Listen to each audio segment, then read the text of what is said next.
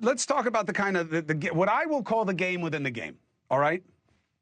I don't like the moves in the House to go after Attorney General Merrick Garland for inherent contempt because he didn't turn over the audio tapes from President Biden's interview with special counsel Robert Hur. In the report, the special counsel said he wouldn't seek to charge Biden over his handling of classified documents because any jury would see Biden as an elderly man with a poor memory. What else did you need to know? And they got the whole transcript. Now it has shifted to, well, we need to have it because we need to look for proof of the cover-up of Biden's incapacity. That's a twofer. One, it's making the assumption that Joe Biden is actually incompetent. And two, that Garland knew it, the DOJ knew it, which feeds the deep state narrative. I don't like it, but you need to weigh it for yourself. And the person to make that case to you is Republican Representative from Florida, Paulina Luna. Always welcome on the show, spearheading the effort to force that vote. Looks like it's going to happen. Thank you very much, Congresswoman, for joining us. Appreciate it. Why do you believe this has to happen? Cuomo. Thank you. Well, Why? so I just want to correct you real quick. So the subpoena was actually ignored twice by Attorney General Garland. So really inherent contempt. And if I can, I just want to explain really quick what it is. It's a mechanism that hasn't been used since the early 1920s, but it really allows the House of Representatives to pursue punitive action for people that defy our authority. And so, as you know, the House held Garland in contempt once, and within 2 days, the Department of Justice said that they were not going to prosecute. So to put it in perspective, average Americans, black, brown, whatever it is, white Americans, when you ignore subpoenas, you go to jail. Frankly, I think that Attorney General Garland is not above the law, and I have a big problem with anyone in Washington that gets special treatment because of their status and their position. You know that even with what happened with President Trump's legal cases, he actually went to court, and every time they indict him, again, I'd like to point out he does go up in the polls. But the point is that Garland intentionally defied our subpoenas, and so that was really the foundation for why I actually brought this forward. Now, you are right. We do have the votes, and in fact, today, there was actually people with family emergencies that flew out, and Democrats actually brought people back in last night. But I want to give some perspective because I heard both perspectives of the gentleman before me in regards to what's happening with the House dynamics. To be clear, there is a lot of chaos right now happening within the Democrat Party. And I actually talked to two members who are never Biden people on the Democrat side.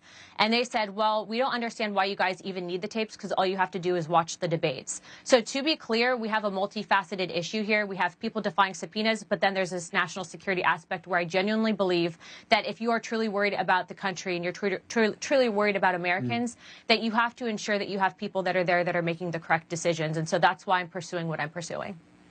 No one's above the law. I can't blame you for this, except that you're a member of the party. But when a lot of Trumpers were defying subpoenas, I did not hear anybody from your party saying, hey, you shouldn't be able to do that. These people should all be prosecuted. So I see a little bit of favoritism being played here, that this is to your advantage, so you want to enforce it.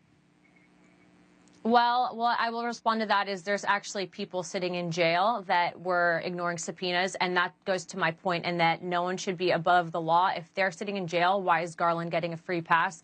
And I also want to point out to the American people that from what I've heard, and this is directly coming from great sourcing, is that Biden actually called over and also, too, apparently had ordered Garland to send an email requiring him to say that he was not going to turn over those tapes.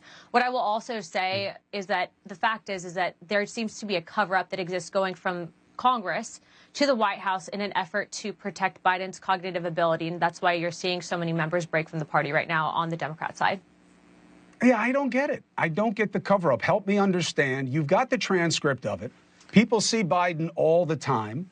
I don't understand what the purpose of the tapes were, except to take some lines that you could find and leak them for political currency, which I respect as a move, but I don't know it's the most high-minded use of congressional authority. So what is the cover-up? Everybody knows who Biden is. So to be clear, we actually even offered to listen to the tapes in a skiff so that we could ensure that that would not happen in regards to leaking. And they still did not want us to hear the tapes. The fact is that we've had other instances with appointees from this administration either not showing Congress the full items that we are asking for. And because of that, we definitely think that might be something more nefarious in these tapes. And so to be clear, I'm sure you know about Watergate, but there's massive comparisons. If you're going to give us a transcript, we need to hear the audio to ensure that there hasn't been redactions made. But as you heard in the testimony that Garland gave, I believe it was to Judiciary, he actually admitted that there was redactions from that transcript. And so that's exactly why we're pursuing what we're pursuing. However, going back to a more important thing, no one should be above the law, and you cannot defy subpoenas. We have people in jail that have done so. Garland should be no different. No one should be above the law is also a concept that the Republican Party has not embraced when it comes to Donald Trump. And now the Supreme Court has helped give some weight to that proposition. But Luna, I know that you come from places with a clear heart, and I'll be watching what happens, and you're always welcome here to make the case. Well, if I can just say one more time, too, I just hope that people are looking at when you have people that are being charged outside of a statute of limitation and have appointees from the DOJ to oversee that charging process, it's rigged.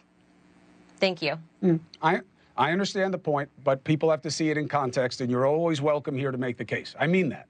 And thank you for taking the opportunity. Okay, thanks. And I love that you call me Cuomo. All right, I'll talk to you soon, Representative. We'll be watching what happens. Thank you very much for being on with us tonight. Thanks. All right, so